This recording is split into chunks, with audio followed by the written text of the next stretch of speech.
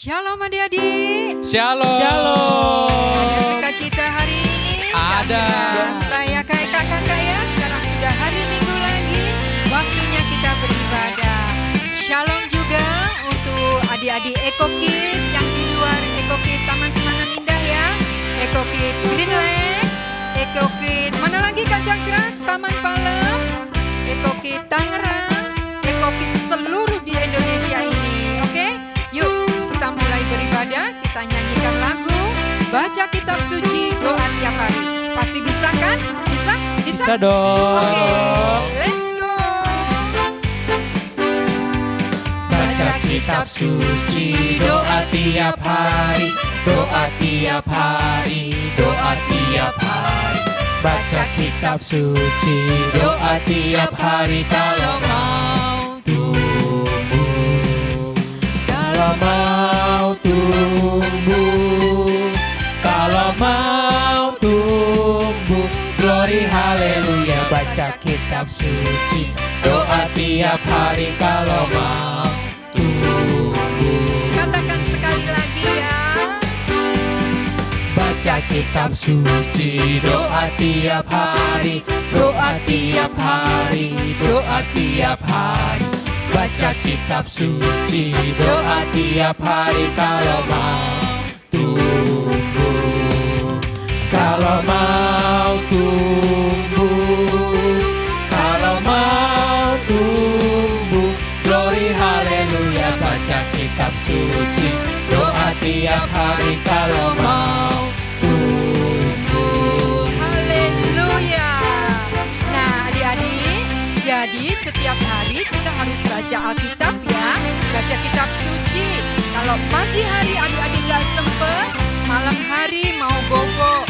Kak Dero baca nggak nih? Baca dong. Kak Cakra? Baca juga dong Katrin. Haleluya. Adik-adik pasti juga akan baca Alkitab ya. Oke, kita nyanyikan ini sekali lagi dengan penuh sukacita. Oke Kak Bambang. Baca kitab suci, doa tiap hari, doa tiap hari, doa tiap hari. Baca kitab suci, doa tiap hari kalau mau tumbuh. Kalau mau tumbuh, kalau mau tumbuh, glory haleluya. Baca kitab suci, doa tiap hari kalau mau tumbuh. Kalau mau tumbuh. Kalau mau tumbuh. Kalau mau tumbuh. Kalau mau tumbuh. Haleluya.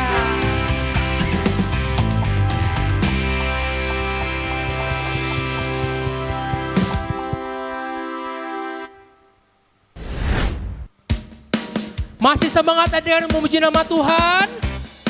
Hari ini mari kita memuji nama Tuhan lebih lagi. Amin kakak-kakak. Amin. Oh sukacitaku.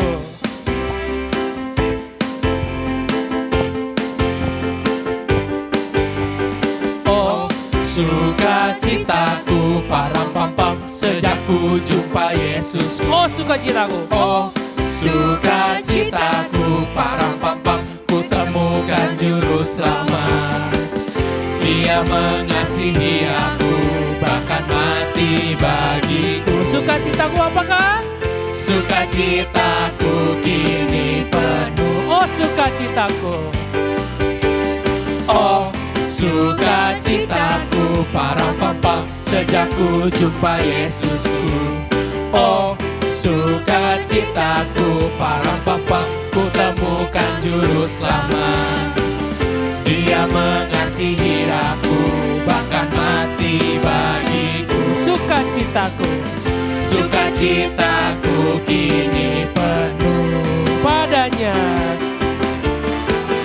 Padanya ku berharap, pada Yesus Allah yang hidup. Padanya aku berserah.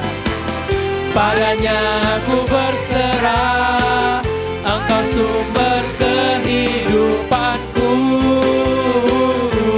Naik. Turun. Ah Oke, masih semangat adik-adik? Kita mulai dari lagu yang pertama lagi. Oh sukacitaku. Oh sukacitaku, param pam pam, sejak ku jumpa Yesus. Oh sukacitaku. Oh sukacitaku, param pam pam, ku temukan juru selamat. Ia mengasihi aku. Ia mengasihi aku, bahkan mati bagiku. Sukacitaku. Sukacitaku kini penuh. Padanya ku berharap, pada Yesus Allah yang hidup. Padanya ku berserah. Padanya ku berserah, Engkau sumber kehidupanku.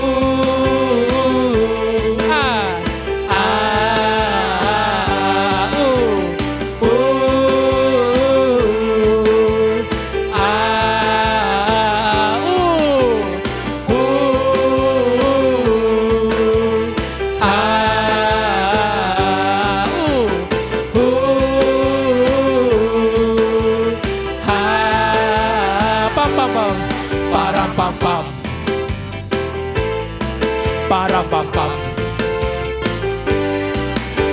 pam pam. Yeay, tepuk tangan buat Tuhan Yesus Kristus.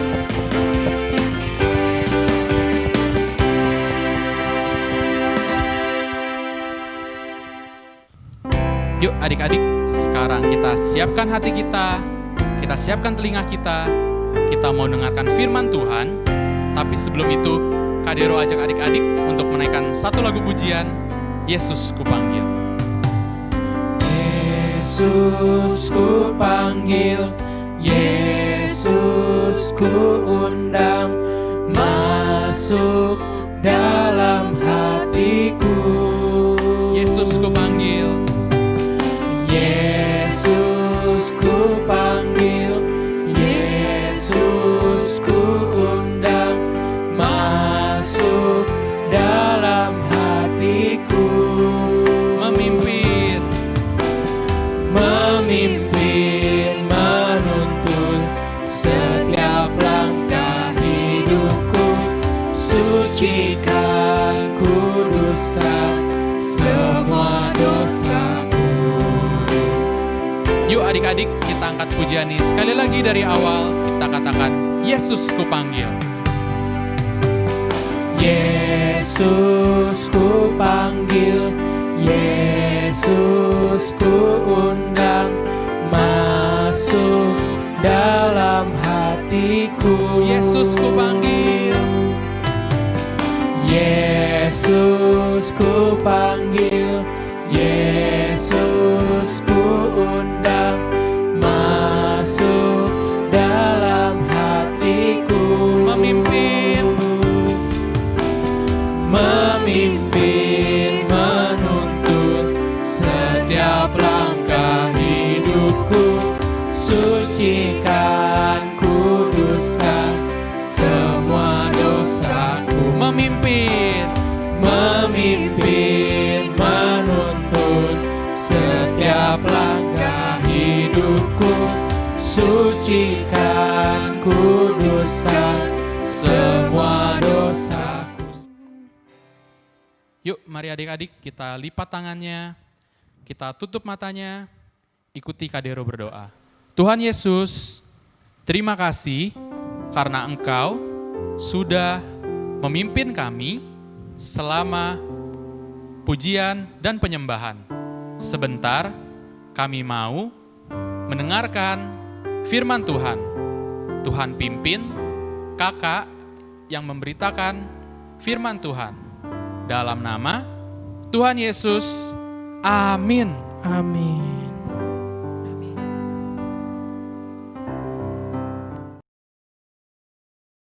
Shalom adik-adik, welcome back to Eko Kids YouTube channel. Kembali lagi di YouTube channel Eko Kids bersama Kak Glenda. Kakak berharap adik-adik semua dan juga keluarga kalian selalu dalam perlindungan Tuhan dan juga keadaan yang sehat. Nah, pada hari ini kakak mau bercerita tentang cerita penutup mengenai perumpamaan seorang penabur yang sudah dibahas selama 3 minggu kemarin. Nah, kakak yakin adik-adik juga pasti memerhatikan dan juga mendengarkan firman Tuhan yang telah disampaikan. Sebelum kakak bercerita, kakak akan merangkum dulu sedikit tentang apa aja sih yang kita sudah pelajari selama bulan September ini. Quick review. Dalam Markus 4 ayat 1-20, ada seorang penabur yang menaburkan benih. Seperti yang adik-adik tahu, benih adalah firman dan tanah ini menunjukkan sikap hati setiap orang akan firman yang sudah ditabur. Kakak akan bahas ulang satu persatu ya. Benih pertama yang jatuh di tepi jalan dan kemudian dimakan burung gagak, menunjukkan firman yang tidak dimasukkan ke dalam hati.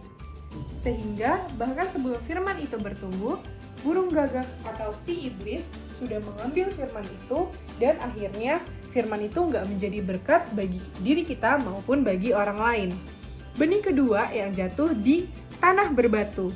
Ini artinya tanah yang tipis sehingga akarnya tumbuh tidak dalam, yang mengakibatkan tumbuhannya cepat layu.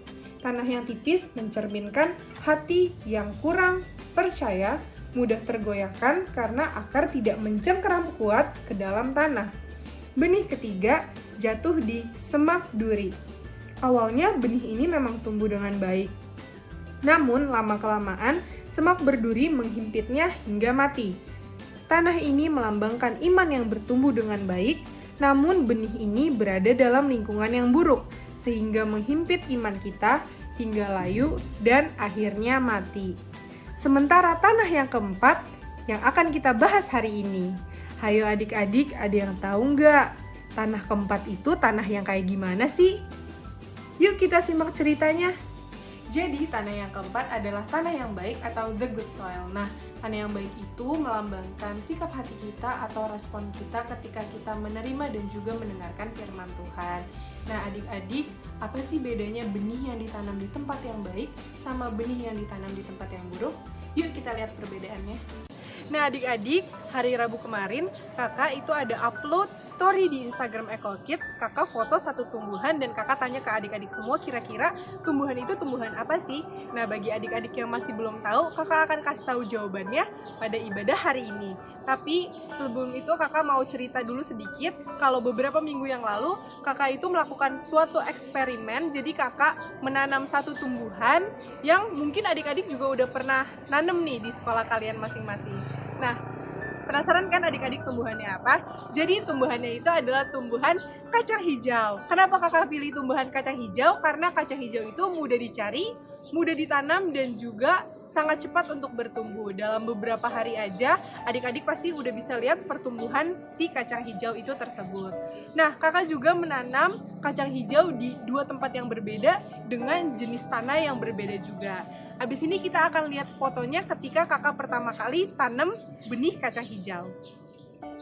Ini dia foto kacang hijau yang pertama. Kakak mengambil foto ini di hari pertama kakak menanam kacang hijaunya. Kacang hijau yang pertama kakak tanamkan di pasir. Kakak sirami setiap hari dan kacang hijau ini juga mendapatkan sinar matahari yang cukup. Sedangkan ini adalah bibit kacang hijau yang kedua. Perbedaannya adalah kakak tanam bibit ini di kapas. Kacang hijau ini juga mendapatkan sinar matahari yang cukup dan juga kakak sirami setiap hari sama seperti kacang hijau yang pertama. Nah, itu dia tadi foto-foto benih yang sudah kakak tanam selama 3 minggu kemarin. Dan selama minggu-minggu tersebut ternyata kacang hijau yang pertama dan kacang hijau yang kedua itu memiliki hasil yang berbeda loh adik-adik. Nah, ternyata juga ada kacang hijau yang berhasil tumbuh, tapi juga ada kacang hijau yang tidak berhasil tumbuh. Nah, kira-kira kacang hijau mana ya adik-adik yang berhasil tumbuh? Kacang hijau yang pertama yang ditanam di atas pasir atau kacang hijau kedua yang ditanam di atas kapas? Yuk kita lihat, ini adalah kacang hijau yang pertama.